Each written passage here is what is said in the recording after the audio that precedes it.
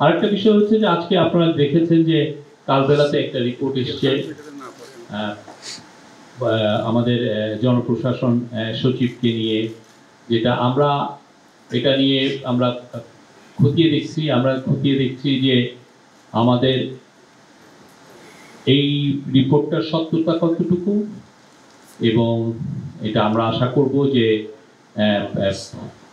আমাদেরকে পত্রিকাগুলো যেভাবে রিপোর্ট করছেন সেই রিপোর্টের আলোকে আমরা বলতে পারি যে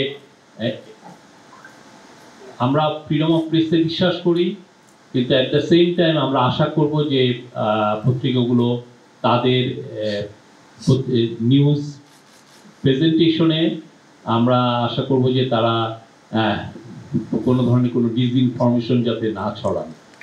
আমরা এটা খতিয়ে দেখছি এবং সেই অনুযায়ী আমরা হয়তোবা এটা নিয়ে আশা করছি যে একটা হাই লেভেল একটা কমিটি হবে, সেখানে কিছু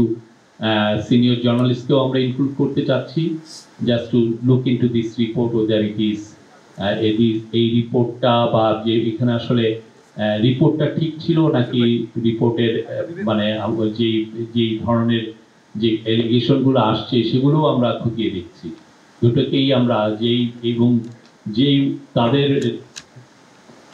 রিপোর্টের ভিত্তিতে আমরা উইল টেক অ্যাকশনস। আমি হাই লেভেল কমিটি এখন কি ফর্মে হবে এটা আমরা জানি, এখনো ফাইনালাইজ হয়নি, বাট আমরা সত্যিকার অর্থে আমরা তো ফ্রিডম অফ প্রেসে বিশ্বাসী। আপনারা দেখেছেন, আমরা মনে করি যে গত 8ই অগাস্টের পরে বাংলাদেশে এইরকম প্রেস ফ্রিডমের এর চেয়ে সুবর্ণ সময় আমার মনে হয় আসে নাই। আমরা আশা করছি যে সবাই রেসপন্সিবল জার্নালিজম করবেন, যে জার্নালিজম দেশকে এগিয়ে নেয় এবং যেই জার্নালিজম সত্যি আমাদেরকেও অ্যাকাউন্টেবল করে। স্যার তো বলেছেন যে আপনারা আমাদেরকেও ক্রিটিসাইজ করেন, কিন্তু এমন যদি হয় যে কেউ ফেক নিউজ ছড়াচ্ছেন, অলরেডি আপনারা জানেন যে আগে ওনারা কালবেলার যে রিপোর্ট এসেছে যে 3 কোটি টাকার যে রিপোর্টটা, এটা একটা ইনভেস্টিগেশন করে দেখা যাচ্ছে যে এই রিপোর্টটা ঠিক ছিল না।